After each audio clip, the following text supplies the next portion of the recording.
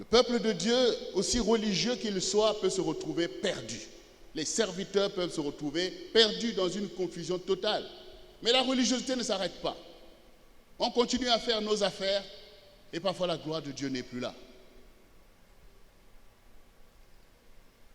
Et le Seigneur réveille, il interpelle.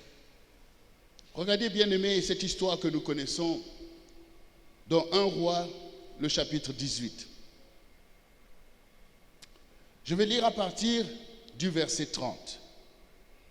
Élie dit alors à tout le peuple, « Approchez-vous de moi. » Tout le peuple s'approcha d'Élie, et Élie rétablit l'autel de l'Éternel, qui avait été renversé. Il prit 12 pierres, d'après le nombre des tribus des fils de Jacob, auxquels l'Éternel avait dit, « Israël sera ton nom. » Et il bâtit avec ces pierres un autel au nom de l'Éternel. Il fit autour de l'autel un fossé de la capacité de 2 mesures de semences. Il arrangea le bois, coupa le taureau en morceaux et le plaça sur le bois. Puis il dit, « Remplissez d'eau 4 cruches et versez-les sur l'holocauste et sur le bois. » Il dit, « Faites-le une seconde fois. » Et ils le firent une seconde fois. Il dit, « Faites-le une 3e fois. » Et ils le firent une 3e fois. L'eau coula autour de l'autel et l'on remplit aussi la fosse. Au moment de la présentation de l'offrande, Élie le prophète s'avança et dit, « Éternel, Dieu d'Abraham, Dieu d'Isaac et d'Israël, que l'on sache aujourd'hui que tu es Dieu en Israël, que je suis ton serviteur et que j'ai fait toutes ces choses par ta parole. Réponds-moi, Éternel, réponds-moi, afin que ce peuple connaisse que c'est toi, Éternel, qui es Dieu, et que c'est toi qui ramènes leur cœur. » Et le feu de l'Éternel tomba, et il consuma l'holocauste, le bois, les pierres et la terre. Et il absorba l'eau qui était dans la fosse. Quand tout le peuple vit cela, ils tombèrent sur leur visage. C'est l'Éternel qui est Dieu. C'est l'Éternel qui est Dieu. Saisissez les prophètes de Baal, leur dit Élie, qu'aucun d'eux n'échappe. Et ils les saisirent, Élie, et les fit descendre au torrent de Kishon, où il les égorgea. Ce passage, tu l'as déjà entendu. Ce passage montre le peuple de Dieu, le seul peuple qui, pendant longtemps, a marché dans la connaissance du vrai Dieu. Alors que tous les autres peuples étaient dans l'ignorance et dans l'idolâtrie, ce peuple béni du Seigneur arrive à un moment donné de son histoire où il ne sait plus qui est Dieu. Et les faux dieux sont venus. Les autels ont été érigés à Baal.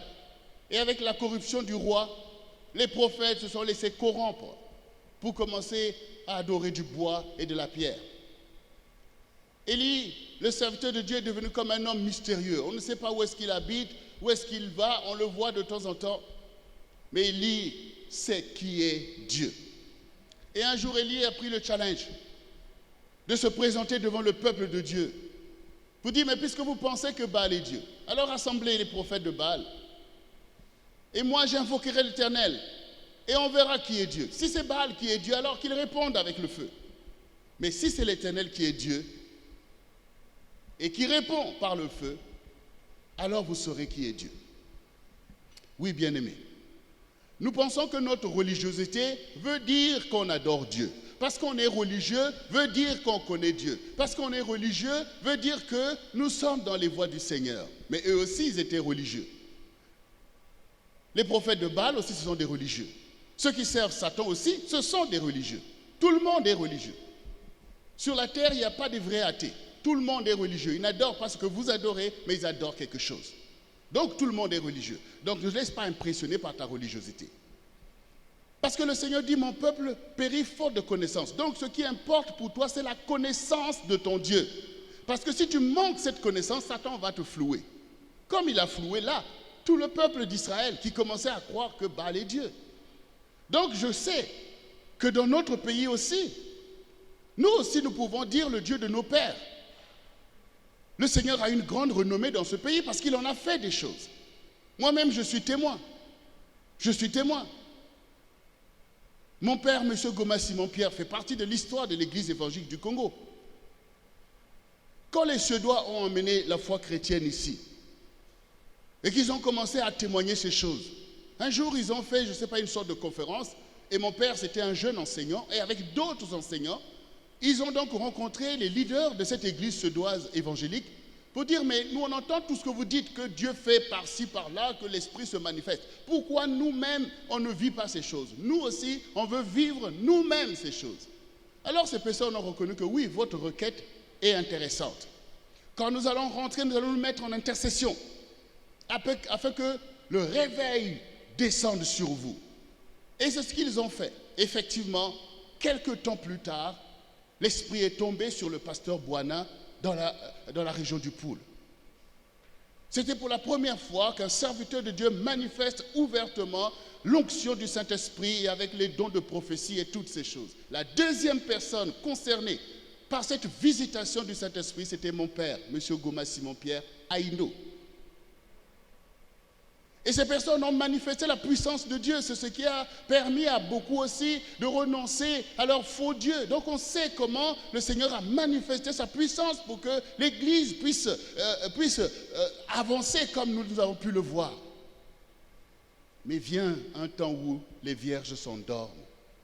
Vient un temps où on ne sait plus. Et avec les difficultés qui sont venues, on finit par dire où est Dieu? Alors il ne reste plus que de la religiosité.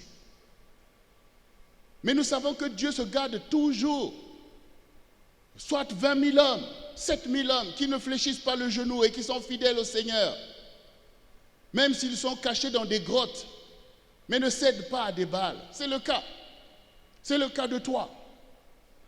Ceux qui se souviennent du Seigneur, qui ne veulent pas abandonner, aller dans les modes spirituels d'une génération, comme des Baals, des enfants prodigues, qui se détournent de Dieu, qui prennent les dons que Dieu leur a donné, leur héritage, pour aller galvauder dans le monde.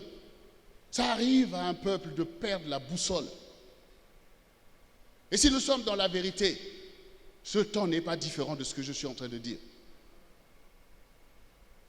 Mais est-ce que Dieu qui se cache quand son peuple fait des mauvais choix, Dieu protège sa gloire, il se cache, mais Dieu n'abandonne jamais.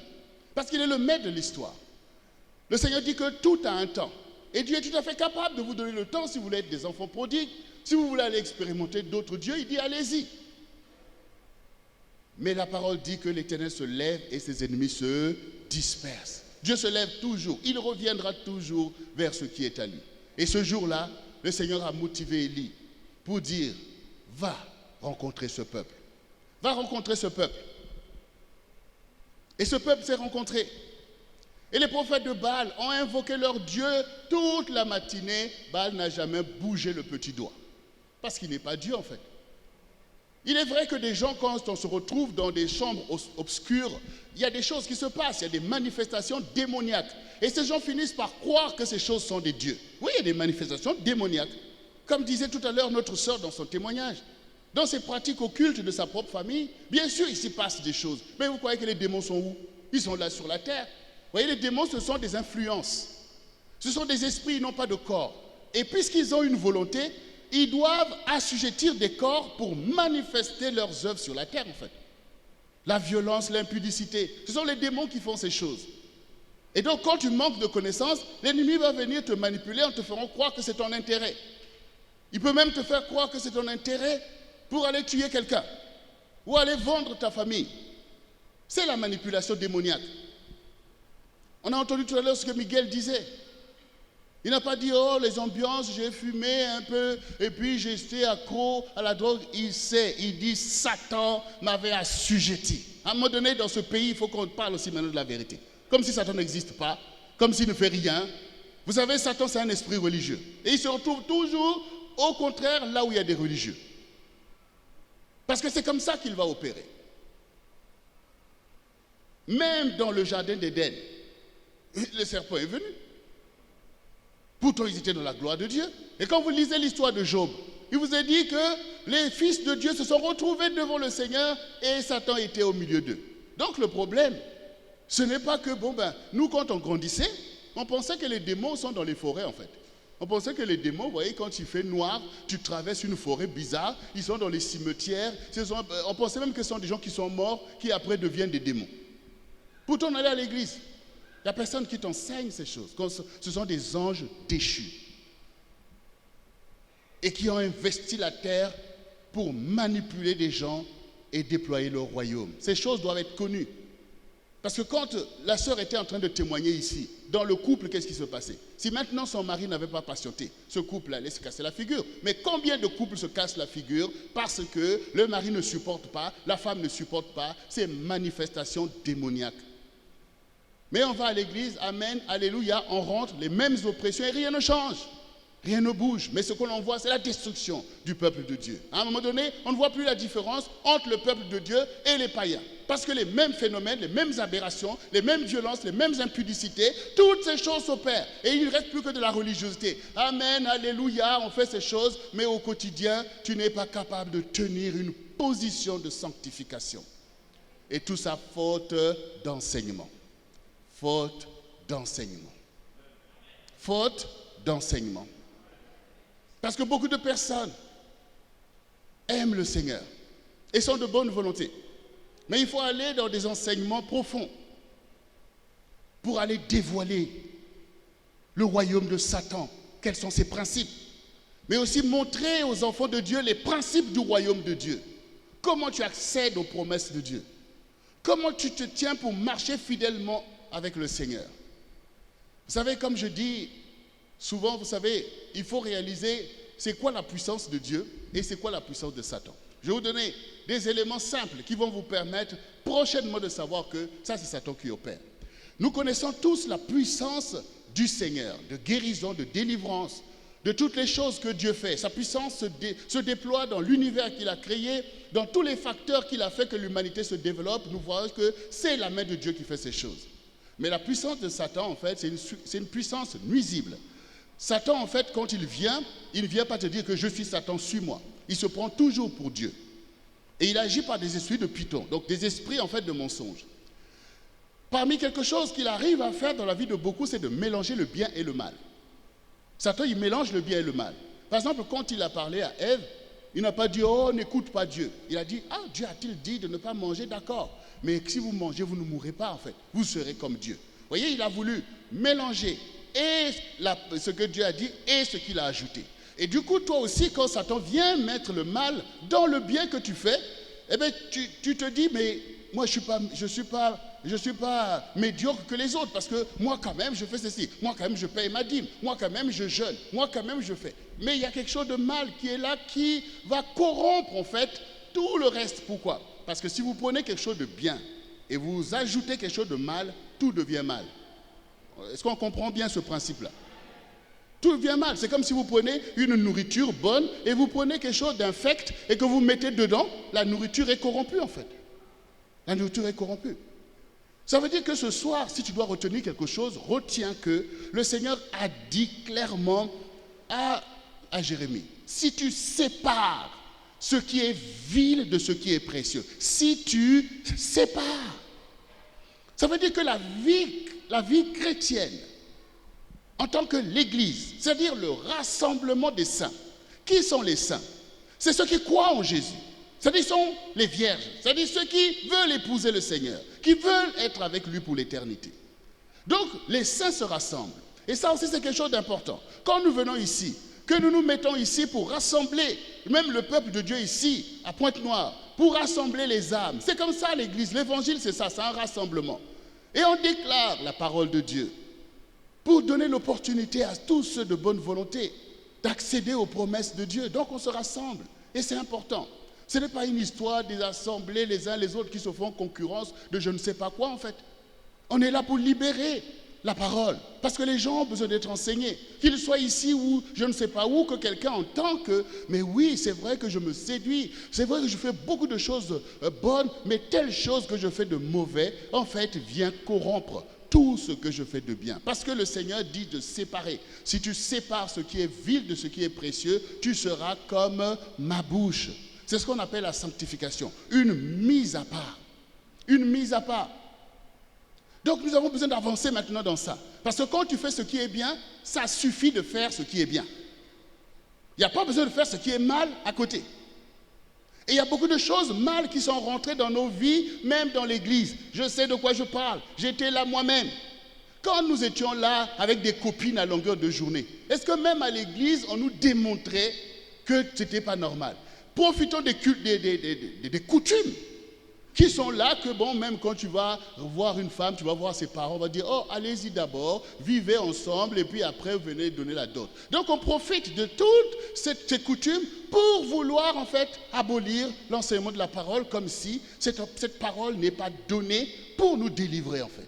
Eh bien, on est là, on accumule l'impudicité, on accumule des faux mariages, parce que du coup, ben voilà, tu vas rester avec la femme de Truy pendant des années, tu vas la marier, tu ne vas pas la marier, et on pense que Dieu va faire avec. Mais c'est une erreur. Et le résultat, c'est le pillage de l'ennemi. Le résultat, c'est les démons qui continuent à faire la zizanie. Le résultat, c'est les enfants qui finissent par ne plus suivre la voie du Seigneur parce qu'ils pensent que c'est comme une double vie. Dimanche, on prend des attitudes, amen, alléluia, et au quotidien, on est comme des païens. Toutes ces choses ont nui à l'avancement de l'Église dans notre temps. Parce qu'on n'a pas montré exactement ce que Satan fait, comment il fait pour biaiser, en fait, ta crédulité. C'est ce que Dieu appelle la duplicité. Et là, les enfants d'Israël se sont retrouvés dans cette duplicité. Un coup Baal, un coup l'Éternel. Alors Élie, qui lui est resté séparé des influences du monde, lui qui est resté fidèle, avec le challenge qu'il faut porter pour le nom du Seigneur. Comme Jésus nous a enseigné d'aimer l'Éternel de tout notre cœur, de toute notre pensée, de toute notre force. Élie est resté fidèle. Et un jour, il s'est présenté devant le peuple. Les Baals avaient du succès. Et il y a plein de Baals ici qui ont du succès maintenant dans ce pays.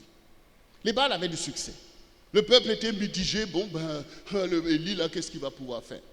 Mais Élie, il a tout simplement dit, comme on a entendu, Éternel, écoute-moi, exauce-moi, Seigneur, que ce peuple connaisse que c'est toi qui es Dieu, qu'il n'y a point d'autre Dieu, et que je suis ton serviteur.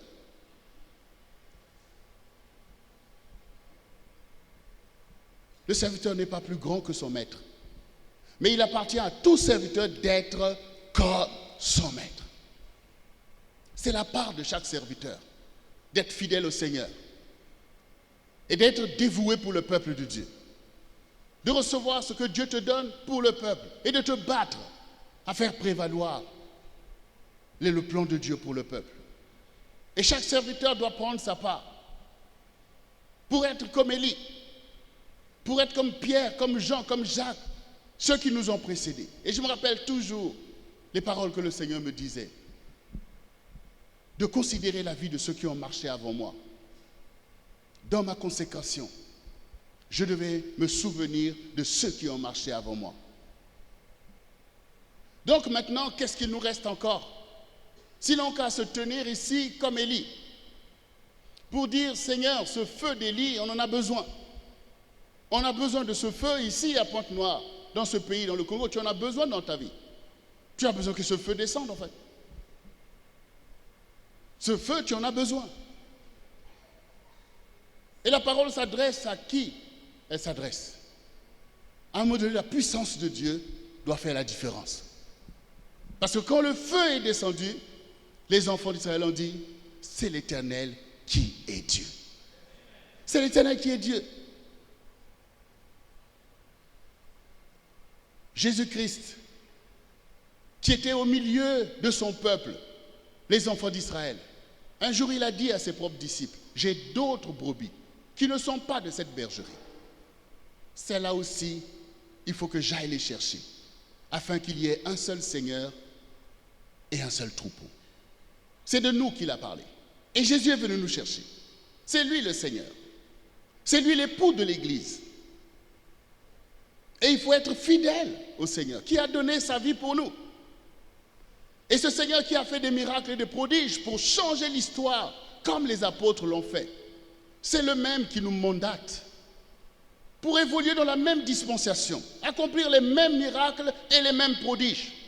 Nous n'avons pas à nous amoindrir parce qu'il ne s'agit pas de nous, mais il s'agit de la gloire du Seigneur. Parce que des faux seigneurs s'élèvent et s'érigent et font plein de bruit. Parce que nous choisissons parfois la tiédeur et la confusion. Quand on parle de réveil, pour certains, oui, réveil, réveil, mais réveil veut dire qu'on dort. Comme là, c'est un réveil que Élie a suscité. C'est un réveil. Parce que le peuple avait perdu la conscience du règne de Dieu et de sa gloire. Pour eux, on mélange tout ça, bon, ben, on vivote.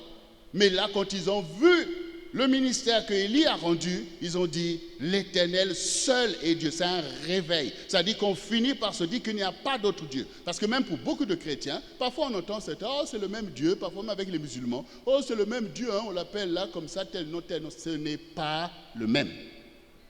Ce n'est pas le même. Parce que maintenant, si les musulmans disent Allah et Dieu et Mahomet sont prophètes, ça veut dire quoi en fait? Étant Jésus là, il est où? Il est où dans tout ça en fait?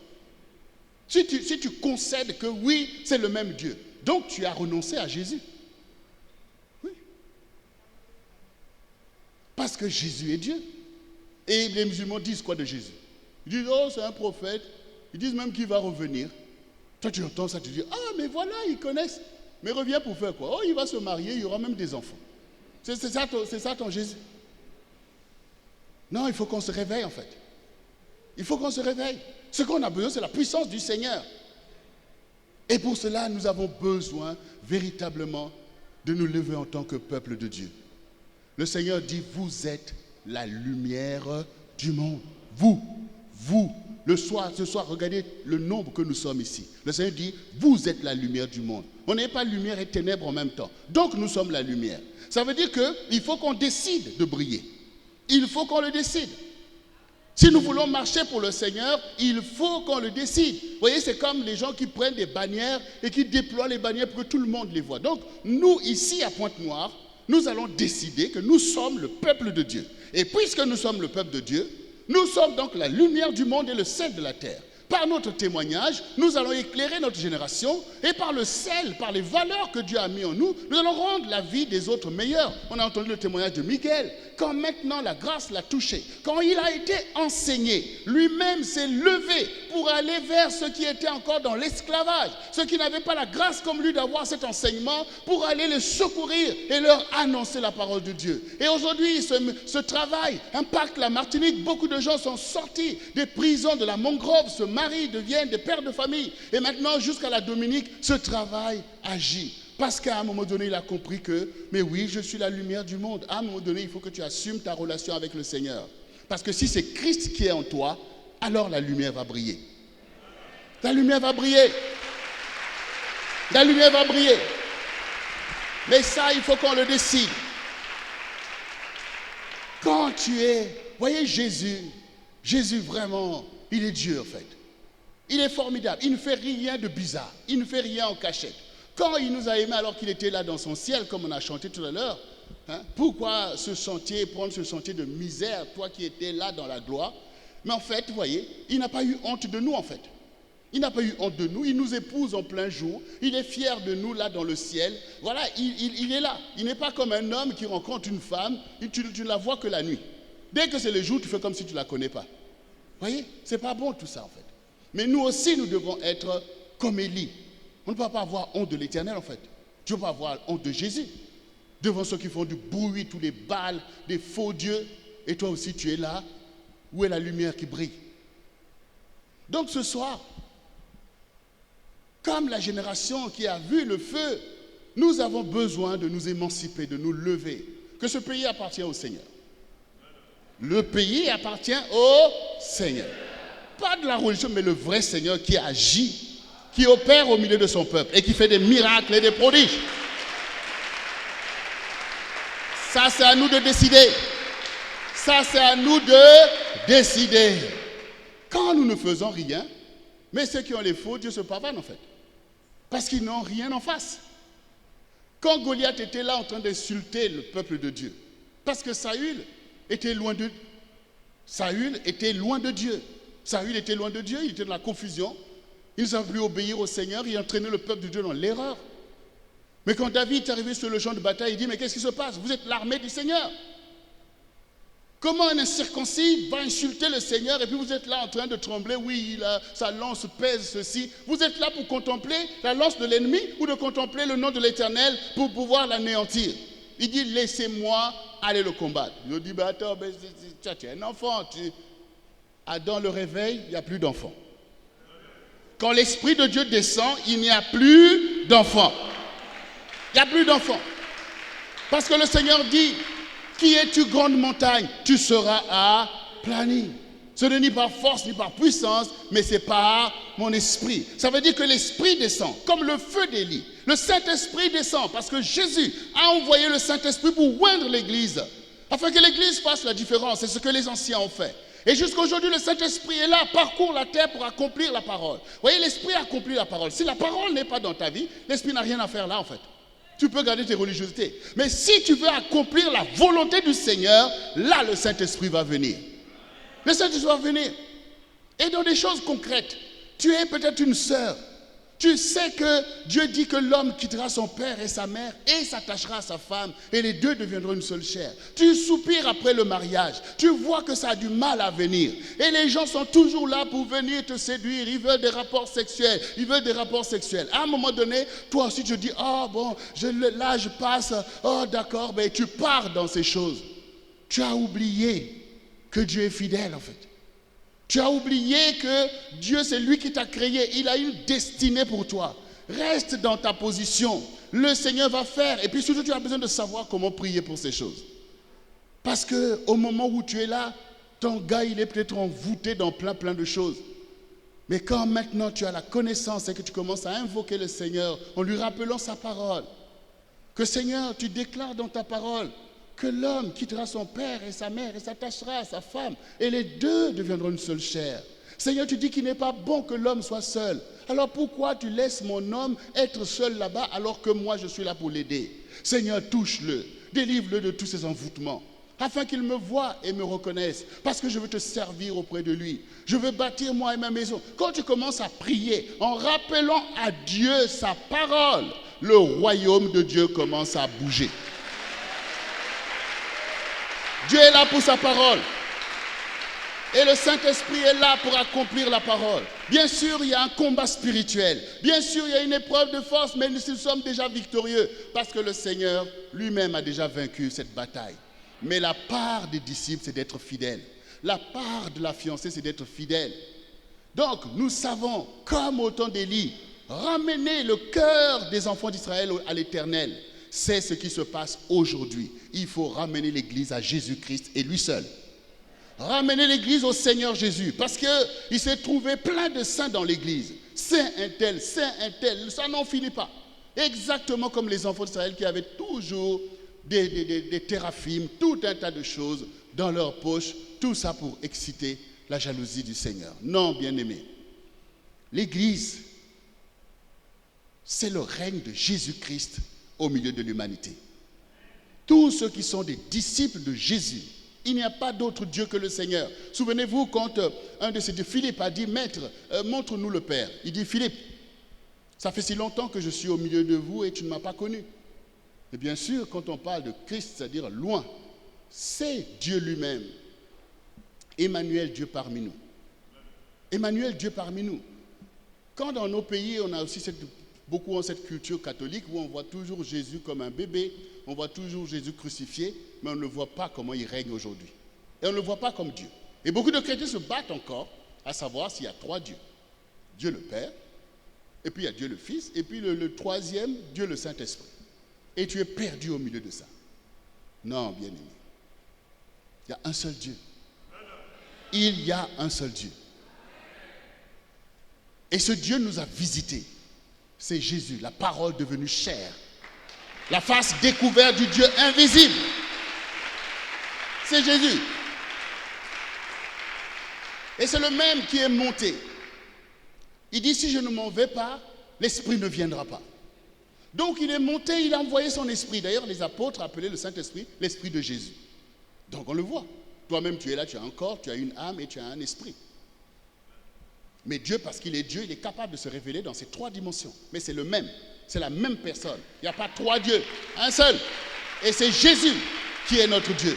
Parce qu'il avait promis qu'il viendrait, ça se voit dans le livre de la Genèse, quand Dieu, le Seigneur a dit à Satan que je mettrai inimitié entre toi et la femme, entre ta descendance et sa descendance. Donc la descendance de la femme, c'est Jésus-Christ en fait. La parole devenue chair. Et la fidélité de l'Église doit être parfaite. Parce que quand Jean-Baptiste, qui était un grand prophète en Israël, était là avec ses propres disciples, et ils ont vu ce que Jésus faisait, ses disciples lui ont demandé, « Maître, allons-nous suivre celui-là où on reste avec toi ?» Il dit, « Suivez-le, car je vous ai dit que je ne suis pas le Christ. Mais moi, je ne suis que l'ami de l'époux, et quand j'entends sa voix, cela me réjouit. Mais celui à qui appartient l'épouse, c'est l'époux. Celui à qui appartient l'épouse, c'est l'époux. » Donc, l'Église, c'est l'épouse de Jésus. Et donc, l'Église appartient au Seigneur et exclusivement. Il n'y a pas de saint à qui Dieu nous dit d'aller invoquer comme si Jésus n'est pas suffisamment puissant pour te répondre. C'est comme si maintenant, vous croyez que quand mon épouse est là, elle va se dire, bon, pour ce sujet-là, non, je ne peux pas parler à David, mais je vais aller voir peut-être son frère, il va peut-être me trouver une solution. Non, non, non. Elle vient directement vers moi. Parce que je suis l'époux, elle est mon épouse en fait. Il faut que tu rétablisses ta relation avec le Seigneur Jésus. C'est ça que je suis en train de te dire là. Une relation exclusive entre le maître et son disciple que tu es. Ce n'est que comme ça, c'est ce que Élie a fait ce jour-là. Il a ramené le cœur des enfants d'Israël à l'Éternel, leur Dieu. Aujourd'hui, nous sommes là pour bâtir une œuvre dans ce pays. Et cette œuvre va se faire parce que nous savons que le Seigneur est engagé. Donc nous allons commencer par placer les choses dans leur contexte. Il faut remettre les choses fondamentales à leur place. Il faut d'abord que ton cœur revienne au Seigneur Jésus. Il faut que tu reviennes dans la fidélité au Seigneur Jésus-Christ. Quel que soit ce que tu as fait, quelle que soit ta désobéissance, quel que soit peut-être que tu es l'enfant prodigue dont on a parlé, quel que soit toi aussi tu es allé prier les Baals, quelles que soient ces choses, mais au moment où maintenant tu entends cette parole, où le Seigneur dit, si tu entends ma voix, n'endurcis pas ton cœur. Et que le Seigneur a donné cette parabole de l'enfant prodigue, en montrant que quelles que soient les choses qui arrivent à notre vie, si nous nous souvenons du Seigneur, et si nous revenons de tout notre cœur, en invoquant le Seigneur avec vérité, le Seigneur nous donnera accès et notre héritage sera encore renouvelé devant le Seigneur. Il faut que tu reviennes au Seigneur. Il faut que tu reviennes au Seigneur. Le Seigneur a promis des choses à ce pays et le Seigneur veut les accomplir. Le Seigneur va le faire, mais il lui faut des canaux. Il lui faut des serviteurs et des servants. Il lui faut toute une génération qui monte en puissance au nom de Jésus-Christ. Il faut une génération qui rappelle à Dieu ses promesses. Quand le Seigneur avait parlé, quand on était dans ce temps de réveil avec notamment beaucoup de chants, vous savez que Dieu règne au milieu de la louange. Ces louanges dont nous chantions même dans l'église évangélique du Congo promettaient déjà des temps de réveil où le Seigneur dit Ngina Bundi sa Congo Vakimosi. Il nous disait déjà des choses au nord, au sud, de l'est à l'ouest. Pourquoi Dieu dit ces choses si ces choses étaient là? Quand la chose est là, vous ne pouvez pas promettre en fait. Mais quand vous promettez, c'est parce que vous savez que la chose n'est pas là. Mais que vous voulez donner une direction, que je me lèverai pour vous. Et nous rappelons ce que disait Pasteur Jossi tout à l'heure, Jérémie 29, le verset 11. Il dit, car je connais les projets que j'ai formés sur vous. Ça veut dire que ces gens-là sont esclaves. Ils ont été battus dans leur pays. Et Nabuchodonosor s'est rendu maître d'eux. Ils ont marché, ils ont souffert. Mais Dieu dit, je connais les projets. Même si vous allez en déportation, mais mes projets tiennent toujours. Et il leur a dit, n'écoutez pas les faux prophètes qui viennent vous prophétiser de vous révolter, de revenir à Jérusalem. Ne les écoutez pas, je ne suis pas avec eux. Mais je me souviendrai de vous 70 ans après que cela soit accompli pour Babylone. Je me souviendrai de vous et je vous ferai revenir dans votre pays. Donc Dieu fait des promesses. Il parle longtemps d'avance pour qu'au milieu de ceux qui écoutent, qu'il y ait quelqu'un comme Daniel qui dise au Seigneur, mais Seigneur, Le temps est accompli. Tu avais dit 70 ans. Nous voici maintenant à 70 ans. Accomplis ta parole, Dieu fidèle. Il faut rappeler à Dieu sa parole. Sa parole qu'il t'a dite à toi. La parole qu'il a dite à ta famille. Il faut montrer au Seigneur que ton cœur est pour Dieu. Que tu te souviens et que tu veux que ton Dieu règne. Vous savez, Dieu, on le fait régner. Et tu peux fermer la porte au règne de Dieu. Dieu, tu peux le chasser de ta vie en fait. Parce qu'il a donné ce libre arbitre. Souvenez-vous, David, le roi David, celui qui a conduit Israël dans la gloire et la victoire. À un moment donné, les enfants d'Israël, toujours, là aussi, ils se sont laissés avoir avec Absalom, qui s'est levé contre son père. Les anciens d'Israël se sont mis de mèche avec lui pour vouloir tuer David. David a été obligé de fuir. N'eût été la fidélité de Dieu, il serait mort. Et puis maintenant, voilà, Absalom est allé maintenant mourir, le Seigneur l'a fait périr. Et puis les anciens sont restés là maintenant pour dire, ah voilà, le roi a dû fuir devant nous alors que c'est lui qui nous a délivrés de toutes parts. Allons-y, ramenez le roi dans sa maison. Ramenons le roi dans sa maison. Nous savons que David, c'est lui le roi, ce n'est pas Absalom. Mais il avait fui sa maison. Il avait fui le règne. Et Amos dit, allons, ramenons le roi. Et ils sont partis. Ah, nous sommes désolés. Ah, tu es notre roi et tout. Et même les Joab qui était là, il voulait se venger. David a dit, tu arrêtes ça. Avec tout ce qui s'est passé, ça suffit.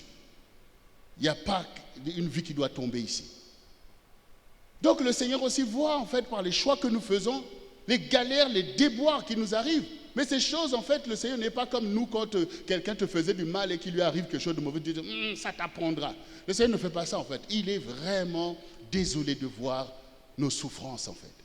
Parce qu'il sait qu'on est des princes et des princesses et que notre place n'est pas dans l'errance. Et il cherche, il soupire après des temps de repentance.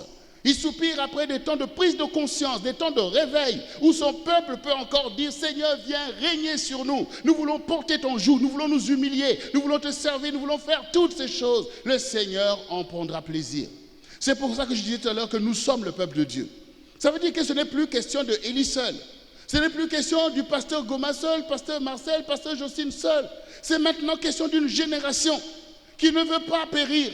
C'est maintenant question des jeunes qui disent, nous ne voulons pas un héritage ambigu. Nous voulons ces choses qu'on entend, nous voulons la gloire de Dieu.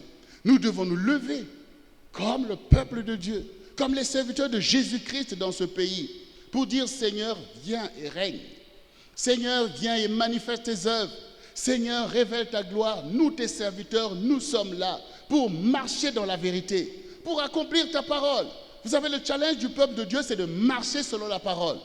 C'est ça le challenge du peuple de Dieu. Quand vous lisez le psaume 119, voyez David reprend la parole pour dire, ta parole est une lampe à mes pieds, une lumière sur mon sentier. Il dit, Seigneur, tu ne me laisses pas égarer loin de ta parole. Des fois, on fait des choses, on voit qu'on n'est pas dans la parole. Comme les exemples que j'ai pris. Si tu aimes une femme, que dit Dieu? Ben, honore-la, va voir ses parents. Tu vas la fiancer, tu vas la marier. Ça, c'est la parole. Mais quand on s'établit, on commence à vivre comme ça. Même s'il y a des enfants qui arrivent, on est content, oh, c'est la famille. Bien sûr, Dieu ne rejette pas les enfants. Parce que nous venons au monde comme on vient. Mais on ne peut pas dire qu'on est dans les voies du Seigneur, que Satan ne va pas rentrer là pour aller faire toute la zizanie. En fait, il y a pas, c'est comme une maison qui n'a pas de fondation. À un moment donné, ça va s'écrouler. C'est pour ça que vous voyez la détresse dans la vie du peuple de Dieu, les familles qui ne tiennent pas, les vies ravagées, parce que Satan, en fait, il a des boulevards partout. Parce qu'il manque les principes de la parole qui seuls peuvent l'arrêter. Et Dieu ne peut pas nous encourager à penser que sa parole, c'est que des choses qu'on écoute, c'est une philosophie, on la pratique ou pas. Dieu ne peut pas se détourner de sa parole. Sinon le monde va s'écrouler. Parce que tout est basé sur la parole. Quand vous marchez sur la parole, vous marchez comme amis de Dieu. Quand vous vous écartez de la parole, Dieu continue à rester sur sa parole. Jusqu'à ce que tu reviennes sur sa parole. Et même quand tu prends conscience que tu as vu qu'on t'a enseigné la voie du Seigneur. Tu dis, ah bon, Dieu dit l'homme quittera son père et sa mère et s'attachera à sa femme.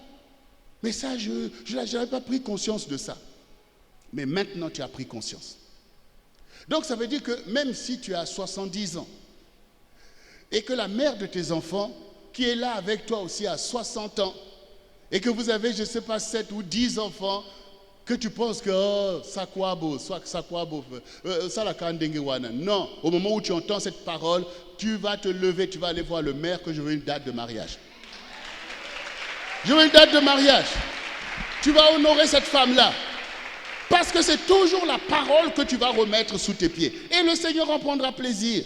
Et d'ailleurs, ce qui va être important, c'est d'enseigner à tes enfants que les enfants, vous savez, ce n'est pas parce que nous, vos parents, parfois on a marché comme ça, mais en fait, notre Dieu, il est un Dieu d'ordre.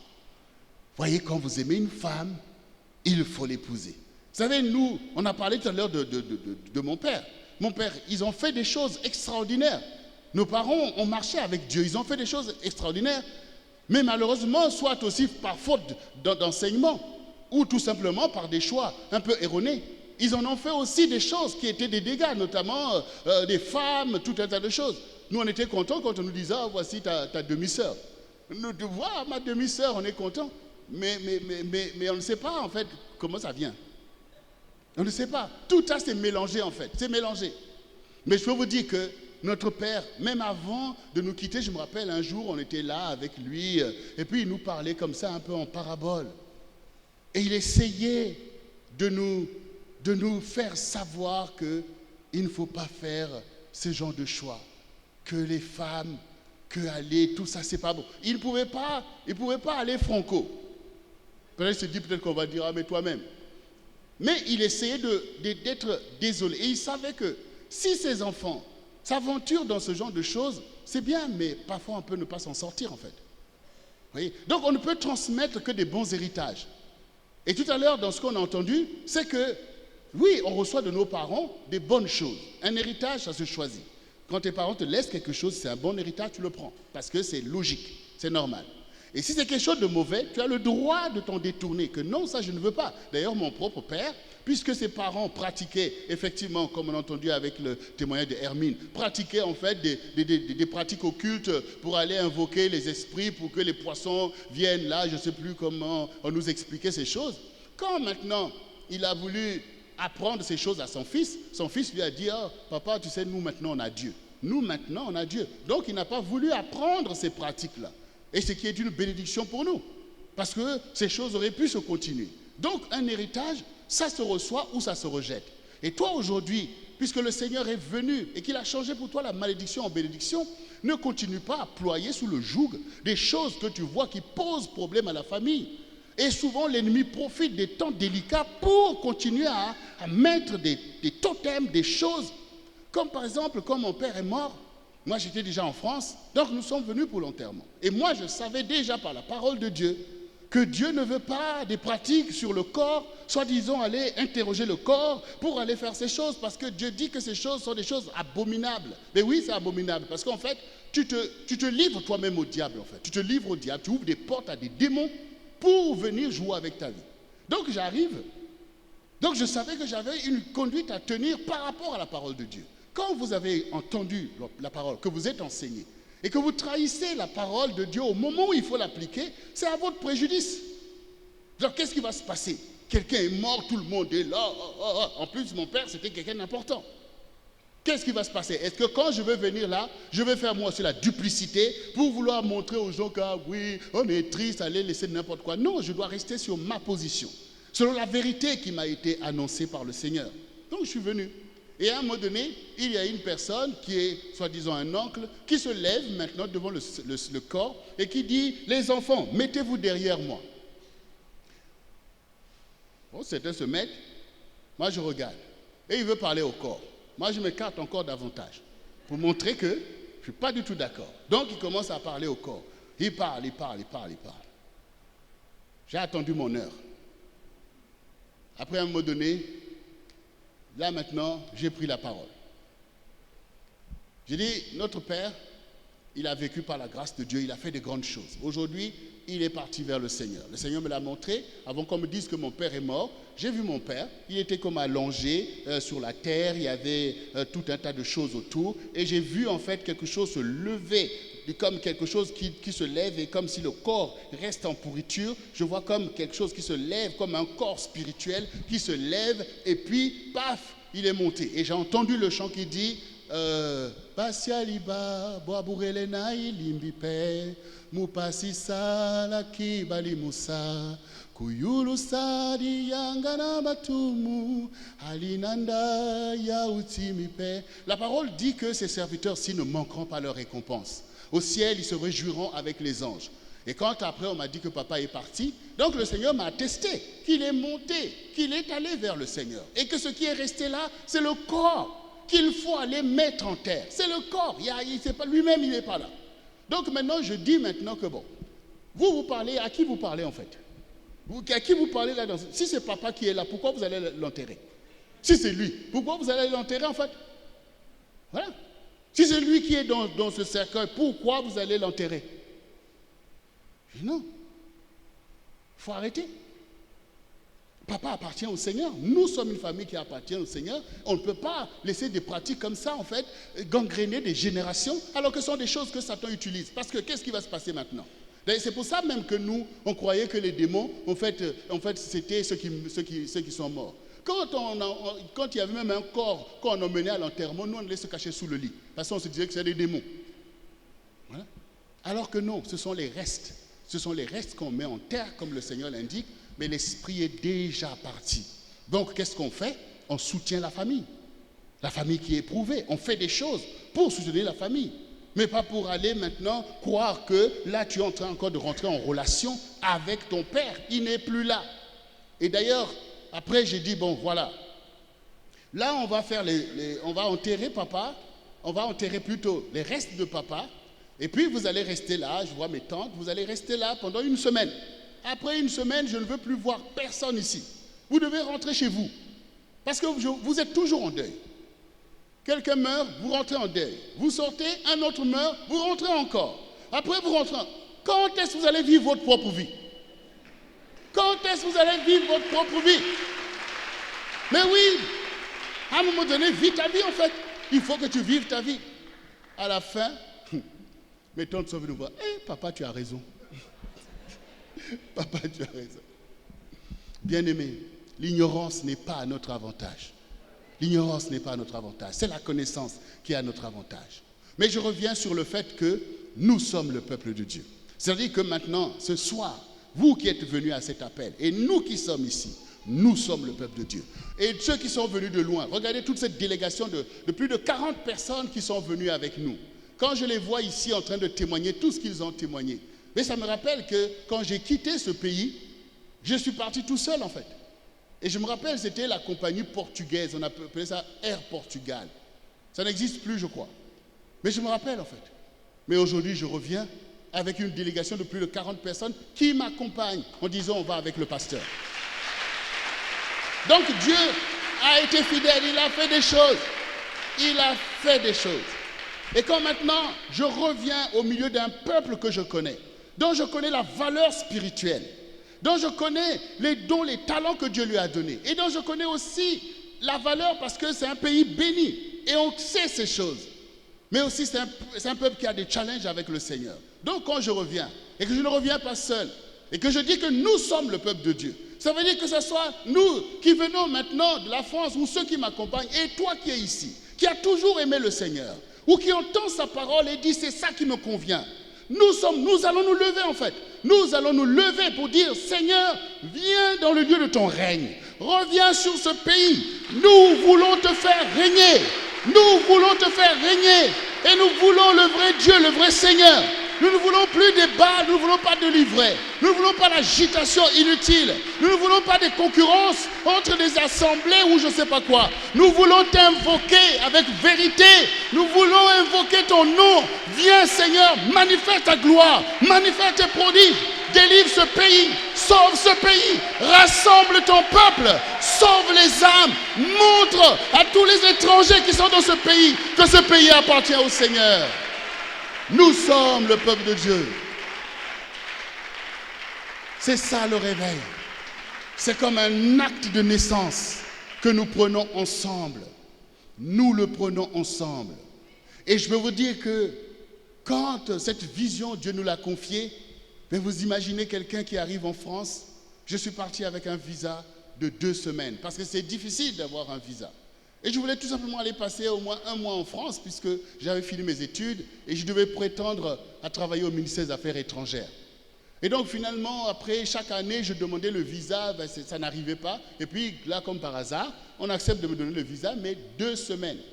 Donc tu arrives là-bas, et puis derrière, c'est la guerre et tout ça. Donc tu te retrouves au bout de 2 semaines, tu n'as plus de papier, et tu commences à te retrouver dans une vie compliquée. Et beaucoup de gens perdent pied. J'ai même vu des Congolais mourir. Donc ce n'était pas facile. Mais je me suis souvenu du Dieu, le Dieu de mes parents, le Dieu dont j'entendais. Je me suis dit, Seigneur, si tu es Dieu, le Dieu dont on parle dans la parole, et si tu n'es pas seulement le Dieu de mes parents, si tu me connais aussi, si tu es capable d'ouvrir un chemin dans le désert, je ferai le choix de toi. Je ferai le choix de toi. Parce que je voyais déjà mes amis qui se moquaient de moi. Oh, vous avec vos dieux là aussi, on ne sait pas au Congo, hein, parce qu'ils marchaient dans du n'importe quoi. Moi je disais, d'accord, on n'est pas venu par le même chemin, moi je marche avec Dieu et vous faites ce que vous voulez. J'ai dit au Seigneur, mais le Seigneur c'est tout ce qu'il attend en fait. En fait le Seigneur c'est lui qui nous attend. Parce que par cette prière, comme si Dieu dit, ben, maintenant que tu es sérieux, là on va maintenant commencer les affaires. Dieu attend qu'on prenne des décisions en fait. Et je peux vous dire que Dieu m'a entraîné dans un chemin de consécration où je cherchais Dieu nuit et jour. Et j'ai commencé à découvrir comment Dieu parle, par des songes, par des visions. J'ai commencé à être enseigné pour abandonner le mal. Vous voyez, nous au Congo, on aime se moquer. Par exemple, moi ben, beaucoup j'aimais me moquer. Hein. Vous savez, à Sibiti là-bas, c'était des moqueurs. D'ailleurs, même là où viennent mes parents, il y avait un village, les gens ne peuvent pas traverser là, tellement qu'il y a des moqueurs. Mais donc, nous aussi, on était dans les moqueries. Et surtout nous, comme on est 10, avec nos demi-sœurs 12, donc vous imaginez toutes les moqueries qu'on faisait à nos petites sœurs. Surtout moi, je suis devenu champion dans ça. Un jour, je fais un rêve, le Seigneur, en fait, comme s'il écrase ma bouche, les dents sont en train de sauter. Pour me dire, tu arrêtes ça net. Parce que tout ça, c'est pas bon, en fait. Et j'ai arrêté tout ça. Le Seigneur dit, ouvre ta bouche et je la remplirai. Mais tu as, à longueur de journée, tu dis des bouffonneries, tu dis des paroles qui ne sont pas à la gloire de Dieu. Et l'apôtre Jacques dit, mais une source ne peut pas faire jaillir de l'eau salée et de l'eau douce en même temps. Donc tu ne peux pas véhiculer la parole de Dieu et la parole du monde en même temps. Il faut que tu arrêtes. Il faut que tu arrêtes. Il faut se consacrer réellement. Et j'ai vu le secours de Dieu, bien-aimé. J'ai vu le secours de Dieu. Je vais vous donner un exemple. Des choses que le Seigneur a clairement fait. Par exemple, cette histoire des papiers.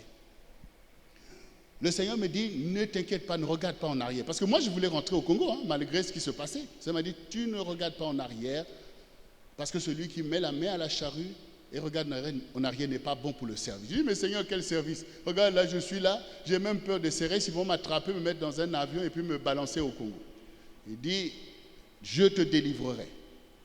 Maintenant, je vais vous dire comment le Seigneur a fait pour me délivrer, pour me donner un titre de séjour en France. Après que le visa est passé, après quelques années où je devais jongler. D'abord, avant le titre de séjour, le Seigneur, comme il m'a dit que c'est moi qui t'ai emmené en France, donc un jour, le Seigneur a fini par me convaincre que, mais tu n'as pas à avoir peur en fait, même des policiers et tout, puisque c'est moi qui t'ai emmené là. Et puis un jour, j'étais avec mon ami Marcel. Donc on revenait d'Evry, on était dans sa voiture. Il avait une Ford blanche. Donc on était dans la voiture et avec un autre Congolais, Jean-Roger, qui était arrivé aussi, lui aussi n'a pas de papier. Donc dans la voiture, nous tous les deux, on n'a pas de papier. Il n'y avait que le pasteur Marcel qui avait ses papiers, lui il était là-bas et puis voilà. Donc on arrive et puis les CRS nous arrêtent. Boum, paf, ils arrêtent. Donc on est là dans la voiture, et il contrôle, il tourne autour et puis il demande les papiers de la voiture. Bon, Marcel donne les papiers de la voiture, il voit que tout est en règle. Après il regarde. Moi je suis devant à côté du pasteur Marcel, j'ai ma ceinture. Et puis regarde, Jean-Roger qui est derrière sans ceinture dit, lui là il n'a pas de ceinture. Allez, sortez, sortez. Donc ils ont sorti Jean-Roger et ils l'ont emmené dans leur car. Vous voyez, ils ont un car là, on t'emmène là-bas. En principe, on serait déjà en train de trembler pour dire, ah, qu'est-ce qui va se passer? Mais là, ce n'est pas comme ça que je me suis positionné. Et puis pendant qu'on était là, en train d'attendre l'interrogatoire de notre ami là-bas, les deux CRS qui étaient là, ils commencent à parler. Oh, la France, on a marre d'être colonisée. La France, on a marre. Je dis quoi? C'est la France qui est colonisée? Ce n'est pas la France qui colonise les autres? Il dit, mais... Il dit, ah ouais, mais toi, tu as la gueule, toi. Il dit, mais vous savez, nous, on est venu à la civilisation. Hein. C'est vous qui êtes venu nous chercher. Hein. Je ne suis pas venu en pirogue ici. Donc, on est venu à la civilisation. Il dit, toi, tu as la gueule. Est-ce que tu as même les papiers? Je dis, non, je n'ai pas de papier. Je n'ai pas de papier. Je dis, je n'ai pas de papier. Après, le gars, il me demande, quel est ton nom? Et quand c'est comme ça, tu donnes un faux nom. Mais moi, je donne mon vrai nom. Je m'appelle David Goma. Donc, ça veut dire que quand il va prendre ce nom, il va aller taper dans le logiciel, le circuit. Il pourra voir qu'il avait essayé de demander un titre de séjour, qu'il a été rejeté et même qu'il avait quitté le territoire. Donc, ça va ressortir. Moi, j'ai donné mon vrai nom. Quand ils sont allés pour vérifier, Marcel me dit, David, tu es comme ça. Il était étonné en fait de ma réaction. Mais quand ils sont partis, je me suis dit, bon, Jésus, là, si tu me lâches là, aujourd'hui, tu vas me démontrer que c'est toi qui m'as emmené ici. Parce que c'est ça, non? Tu as dit que tu m'as emmené, et là, le challenge, je dis, mais Jésus, là. Et puis, à un moment donné, on voit, ils sortent. Et ils sortent Jean-Roger. Il dit, allez, dégagez. Ah, je dis, Jésus, c'est toi qui commandes. C'est toi qui commandes. Oui, c'est toi qui commandes. Et puis, pour continuer avec cette histoire de papier. Et puis, le Seigneur m'avait dit que je vais régler tes histoires de papier. Et puis, en France, Chirac est passé à nouveau au pouvoir. Chirac est passé au pouvoir. Il avait la majorité à l'Assemblée. On ne sait pas qu'est-ce qu'il a pris. Il a dissous l'Assemblée. Eh bien, comme il a dissous l'Assemblée, et Jospin est arrivé au pouvoir. Et donc, il y a eu maintenant cohabitation. Et Jospin avait promis que, sous certaines conditions, il va régulariser certains, en fait, son papier. Donc, c'était parti parmi ses promesses. Et quand il est venu, effectivement, il a pris une circulaire pour pouvoir que, sous certaines conditions, certains cas soient réglés. Je me suis dit, mais là, je vais poser mon dossier, en fait. Bon, du coup, j'ai rempli mon dossier avec des amis qui m'ont prêté par rapport à leur adresse, c'était à Melun. Donc, j'ai donné mon dossier. Je dis, Seigneur, c'est toi qui vas opérer. Mais j'avais déjà dans ma vie tellement d'intervention de Dieu. Donc, je sais qu'il va le faire. Donc, j'ai donné mon dossier. Et le dossier passe à l'enquête. Et puis, je vois convocation par le commandant de police et tout ça. Donc, maintenant, les amis à l'adresse desquels je m'étais inscrit, m'appellent, disent, ah, tu es convoqué au commissariat par le commandant Intel. En tout cas, le gars était convaincu que quand on va arriver, on va m'arrêter. Pour lui, c'était comme un piège. J'arrive, là, on m'arrête et puis c'est fini. Mais moi, j'avais ma relation avec Dieu, en fait. Moi, j'étais détendu. Donc, j'arrive, il me laisse, je rentre dans le commissariat. Bonjour, je suis convoqué par commandant Intel ou capitaine, je ne sais plus. Ils prennent la convocation. Vous êtes sûr? Je dis, mais oui, j'ai rendez-vous, regardez. Donc, il regarde et puis il dit, désolé, il n'est pas là. Bon, ok. Dites-lui que M. Goma, David, est passé. Voilà, j'ai laissé même mon numéro de téléphone. Ah, le gars, vraiment. Donc, j'ai laissé mon numéro de téléphone. Et puis, plus tard, dans l'après-midi, je vois quelqu'un qui m'appelle. Allô? C'est vous, M. Goma? Oui, c'est M. Goma. Ah oui, c'est le commandant Intel. Je suis désolé. Est-ce que vous pouvez repasser demain? Je dis, oui, je serai là demain. Et le lendemain, donc je rentre dans le commissariat, je vois quelqu'un qui est assis tout juste à l'entrée comme ça sur les fauteuils, mon regard se porte sur lui. Quand j'avance, lui il me regarde, il dit, c'est vous M. Goma? Il dit, oui, c'est moi. Alors, asseyez-vous. Après alors, on commence à parler. Et puis d'abord il me dit, oh je suis désolé pour hier, je ne sais pas ce qui m'a pris. J'avais complètement oublié notre rendez-vous. Ok, mais je dis, bon, il n'y a pas de problème. Après, il dit, qu'est-ce que vous faites dans la vie? Je dis, je suis chanteur de gospel. Lui, il dit, oh, moi, je joue au saxophone. Lui, il joue au saxophone. Donc, on commence à parler. On commence à parler. Et puis, à un moment donné, il dit, alors, vous êtes en France depuis combien de temps? Je dis, bon, ça fait 3 ans. Je dis, tout ça, c'est compliqué, hein? Vraiment, tout ça, c'est compliqué. Après, il sort le dossier. Que voulez-vous que j'écrive sur votre dossier? Franchement, je vous dis, hein? Franchement,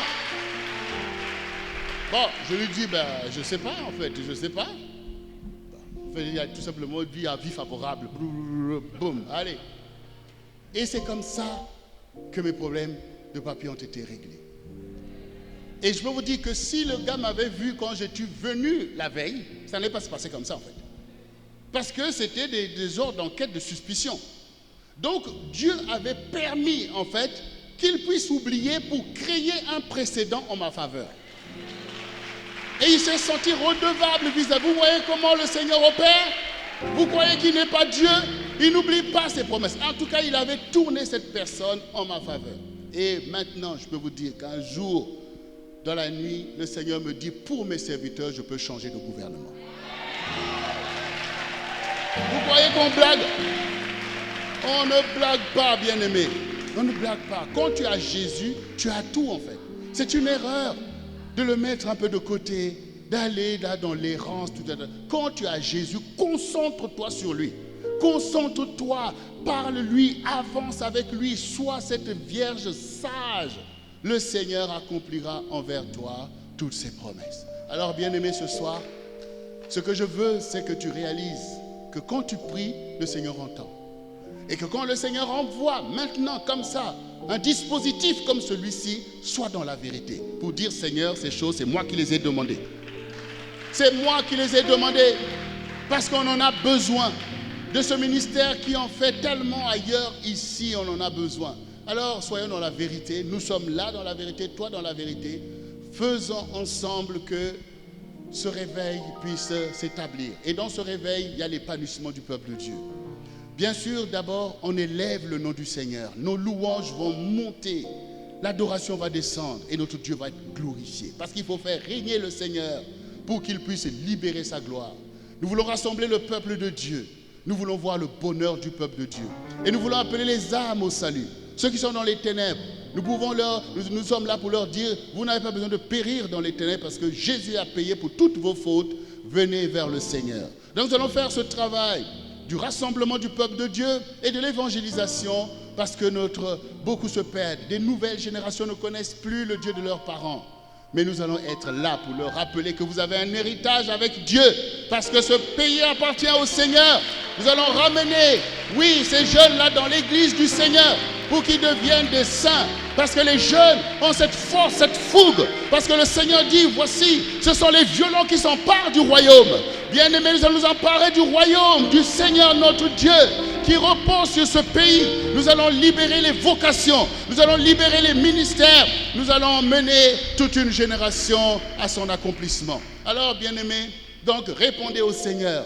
Si vous reconnaissez que la voix du Seigneur résonne au milieu de nous, alors reconnaissez la voix du Seigneur et suivez la voix que le Seigneur met au milieu de vous.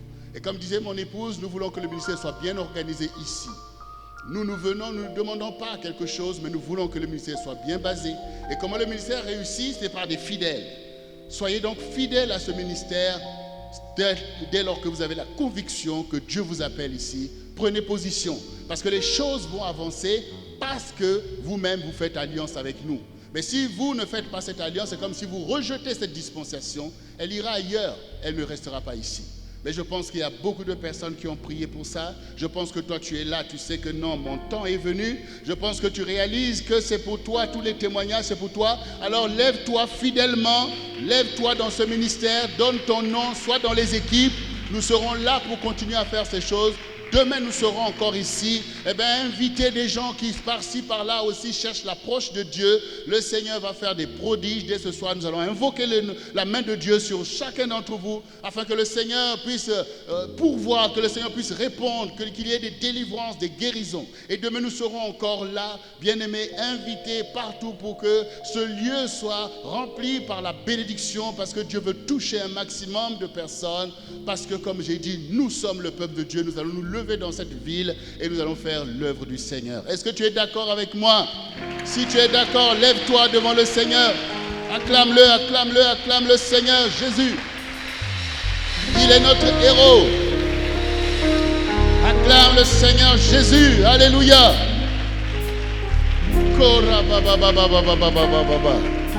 Allez, total praise. Come on, mettez-vous à votre place. Nous allons rendre ministère à ce peuple. Car la bonté du Seigneur est ici, la bonté du Seigneur est ici. bonté du Seigneur est ici.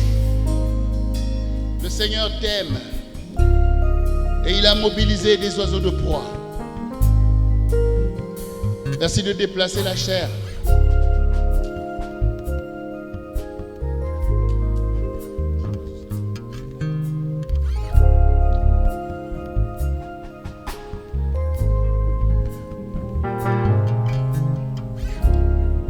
Nous voulons le feu d'Élie.